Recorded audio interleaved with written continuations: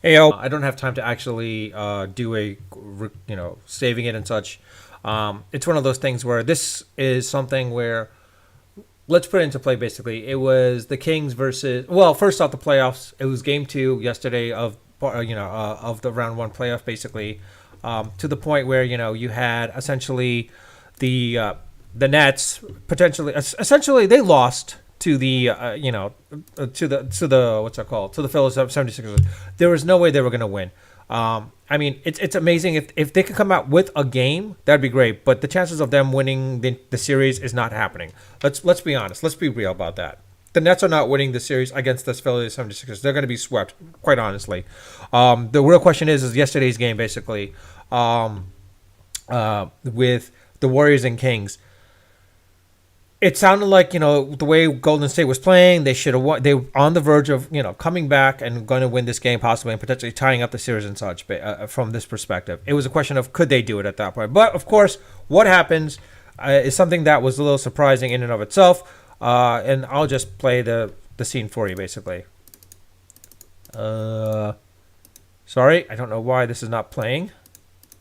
Technical difficulties here, sadly.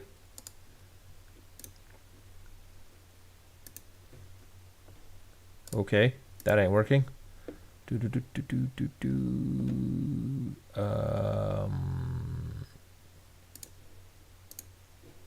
Trying one more time.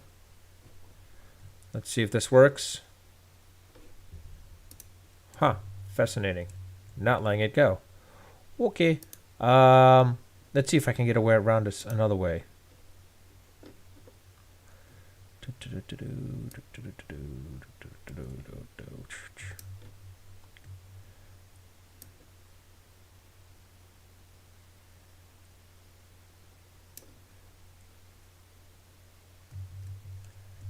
Let's see if I can do this. Give me a second. I'm sorry. I am trying to do something to make this play.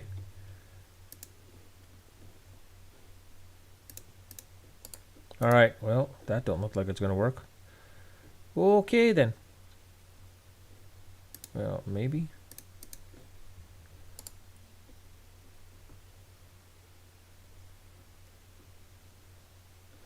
All right. Well, let's change it, basically. I'll just open up what I have, basically, then. Sadly to say that kind of sucks, but you know what? I'll go with what we have here.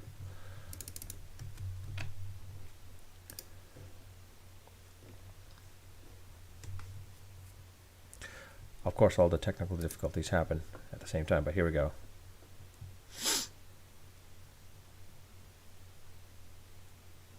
Of course, I had to go on YouTube to get it, sadly.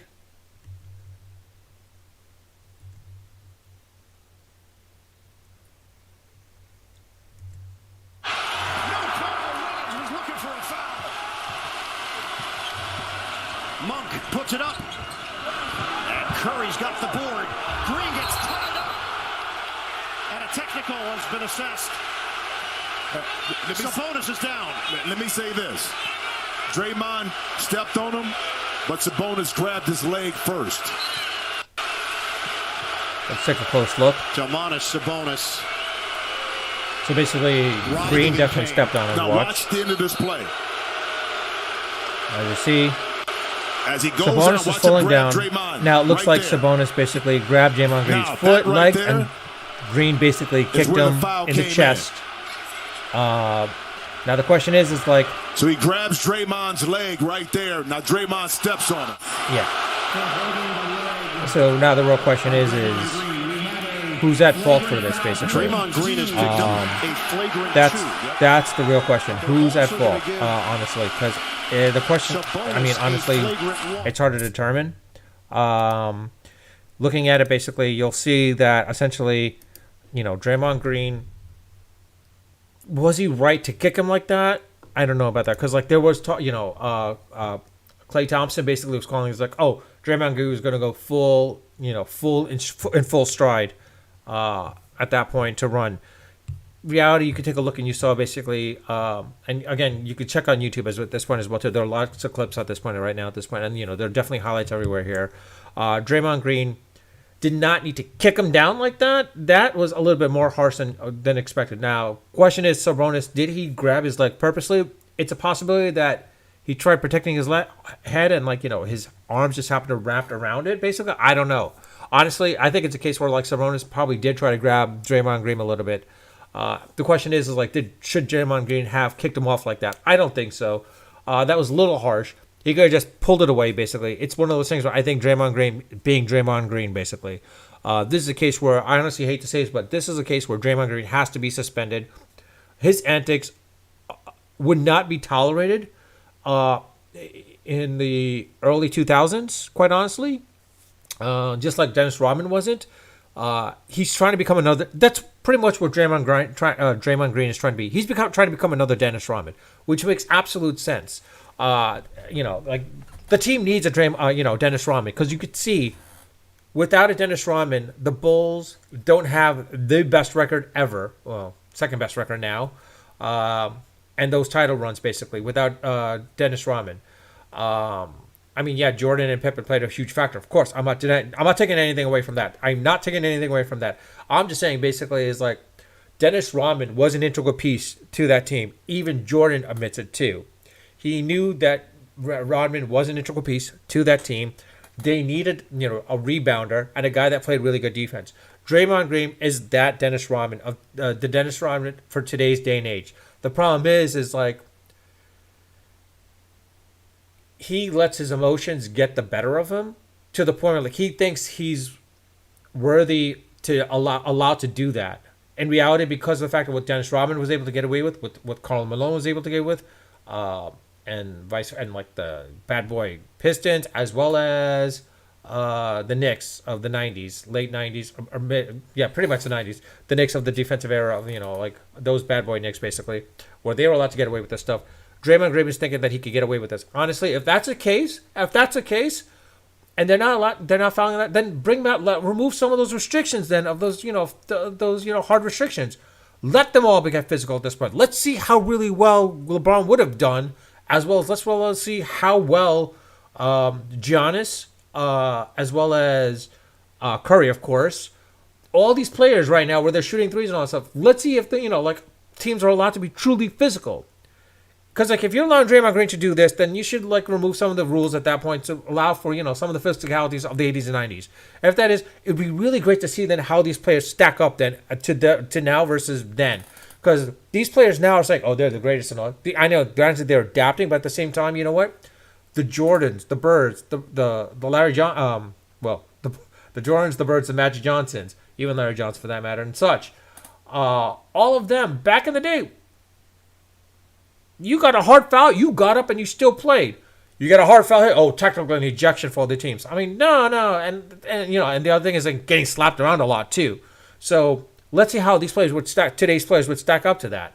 But honestly, quite honestly, in this situation with Draymond Green, he should be ejected. I think he should be suspended for Game 3, quite honestly, because of the fact of what he did.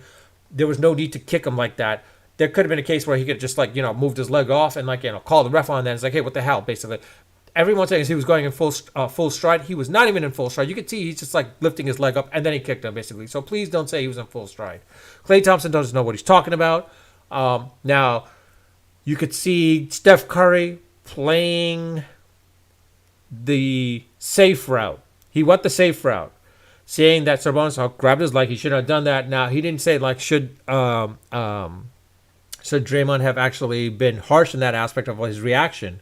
He didn't even say that. He's just I was down there. I didn't look at the foot, blah, etc. Basically, Steph is playing it the safe way. He didn't want to give an opinion. He knows Draymond Green was wrong. At the same time, without defending his teammate, it's wrong in and of itself as well too. Klay Thompson, I understand what he's saying. He should have played the safe route. I hate to say it, but I know what he's trying to say, and I know what he's trying to do. Not say, but know what he's trying to do. He's trying to defend his teammate. They need him. They definitely need him for the Game 3 and 4, basically. Because if they don't have him, they're screwed. They're out. See ya. Sayonara. Hasta la vista. Well, they need him for Game 3 for sure. Because without him, hasta la vista. So that they could go to a Game 4 and then to a Game 5, potentially. They need Draymond Green. If Draymond Green's not there, forget it. The Golden State Warriors are gone. And then, at this point, Steve Kerr has no idea what to do. You're going to have to get another big man in place. Basically, someone that's more physical than Draymond Green, but also a little bit more tempered at that point as well, too. But quite honestly, though, in this case, Draymond Green should be ejected. Eject him off, suspended, not ejected, suspended for Game 3 at least. Should he have been ejected out of game 2? But he should have been suspended too for what he did. Now, granted, yeah, there was cases like should Sabonis have actually grabbed his leg? No, but at the same time, there's a lot of grabbing here and there as well too, and you don't see people like, when they like hard elbow, well, they do hard elbows. I mean, like you got the whole Barkley Ramen elbow situation, if you guys remember that.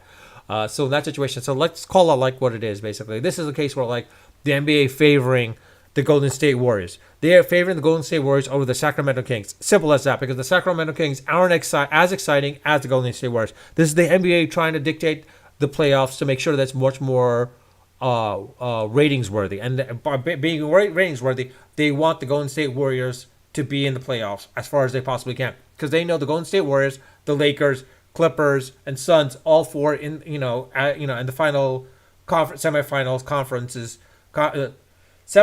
conference for the Western Conference. That would be great ratings for them, and I think that's what they're trying to gear towards. Basically, I mean, granted, now the Clippers and Suns, it's going to be one or the other. The Lakers, I think for them, they want to see the Lakers go against the Clippers or Suns, either or. I think they prefer the Clippers, because Westbrook beating out KD, then Westbrook could also beat out LeBron at that point as well too. And then the question is with Golden State, if they could get up to the conference finals, it'd be interesting to see. But I think this is a case where like the NBA is playing favoritism a little bit because they are losing a little steam to baseball and basketball and now MLS as well, or soccer, but also a little bit more towards Formula One. I think NBA is losing a little bit more towards Formula One too. And like let's look at it from this way. Formula One is gaining momentum, gaining steam. Why? Because it's not because of Lewis Hamilton. It's because of Netflix and the Drive to Survive, basically. That series has put F1 on the map. I'm pissed off about it as an F1 fan because I'm like, no, now these tickets have gone sky high. They skyrocketed. As a fan, I can't go to. I want to go to these races, but now they're so expensive. I'm like, now I have to pay extra. Whereas back then, it wasn't as expensive. Now people are going to like the Montreal. Now there's Miami. Now there's Vegas. And of course, Austin and Mexico City. So I'm like, great. But in any case, I think the NBA is like trying to gain the ratings. Now, mind you, the NBA playoffs are far different from like football, baseball, and hockey.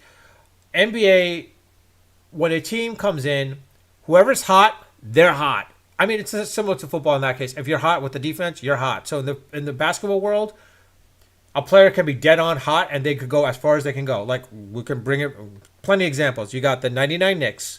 They should never have made the playoffs. You've got the 2019 Miami Heat. Butler, great. He brought them up to them. But should they have been in the finals? No.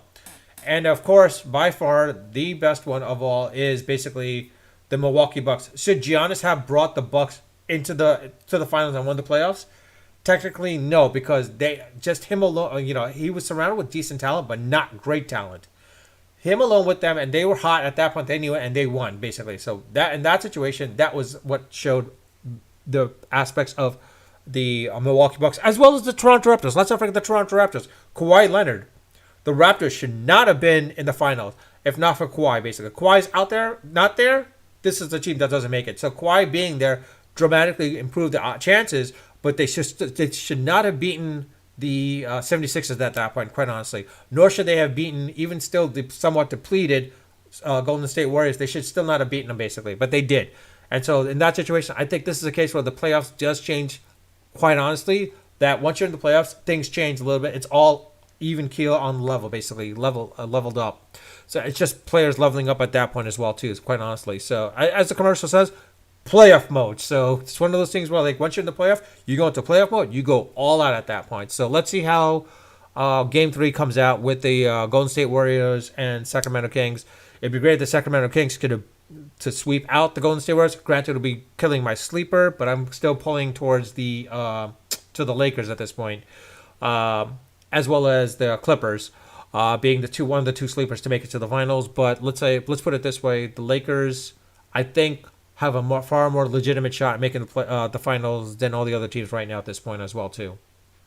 The fact that the Clippers don't have Paul George, that's a big factor. So I think that drops them out considerably at this point as well too.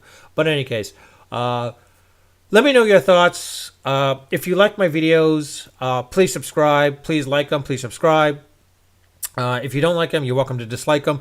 Mind you, again, some of the stuff I don't do any editing. This is one of those rare cases where you saw me try to muck around with OBS to show the play for what Draymond Green did, or the play that Draymond Green did against Sabonis. In this case, I do welcome your comments. I do read them. I do try to answer them all if there are any comments that require a response. And I do welcome feedback, and I do like being critiqued. Please leave your feedback onto the channels, what I should do, make them better. Granted, I don't see any live chats right now, but I will see the comments once they're done at this point, and once it's gone past the live aspect as well too. But in any case, I'll leave it at that. Again, leave your comments and please subscribe and like or dislike. It's up to you at this point as well too. But with that, I'll leave it at that. Unfiltered, unedited, and unrehearsed. Until next time, have a good one. And on to that, I'm also going to watch the Knicks game. I should say before I end it, I'm going to watch the Knicks game. I just realized it's on. I just want to put this up. The fact that the Knicks are up 11-4 right now. Actually, I don't know if they're up 11-4 actually, because it's in the first quarter. Let's see. Yeah, it's tied right now, 19-19. They were up 11-4 when I started it. Now it's like, I put it this way. Mitchell is doing what Mitchell is doing. He's going to let the Cavs lose this game. If the Knicks can come out ahead on this game and they go up 2-0, perfect. I think the Knicks then advance. I think this marks a successful season for the Knicks, and that the Brunson signing was actually valid, and it justifies the signing of Brunson, and it also proves to Dallas, you made a big mistake by letting Brunson go. Even though Mark Cuban's saying, well, no. Brunson didn't want to stay with us. His dad didn't even want to talk to us. I mean, that's a bunch of malarkey. I think it's more of a case where, you know what? Cuban had the shot in the beginning of the year and such, but he chose to wait to the end of the year, etc., and that's it. So that's on him, basically. He can complain all he wants, but that's it. But let's hopefully, if the Knicks can come out of this game, it's great. If they can't, it's kind of sucky. Now, with the Boston Celtics and Atlanta, already Atlanta is losing big time. Boston's going to sweep them out. I mean, if anything, Atlanta might get just maybe one win out of it all, but I doubt it. Look for the Boston Celtics to sweep the Hawks. As far as the game between the Clippers and Phoenix Suns, this one's going to be an interesting one tonight. It's going to be a little late at 10 p.m. Eastern Standard Time. So for those that are going to be awake, hopefully you can see it. But this will be an interesting one to see. If the Clippers come out and win this game as well too, look for the Suns to go crazy, ballistic. Look for KD and CP3 to be something reminiscent of the late 2000s-ish, 2012, 2013 era of their peak, basically. Look for them to be at their peak, because they will not be eliminated, to be quite honest. But let's see what happens at this point. But again, with the Knicks, hopefully they come out big. Let's see what happens with Obi Toppin, basically. Hopefully he can do really well at this point as well too. And again, let's see what happens. I'll probably put up a video about the aftermath of the 3 games today, later on tonight, or probably live stream it as well too, with the talk about it. But anyways, with that, I'll leave it at that. Unfiltered, unedited, and unrehearsed. Until next time.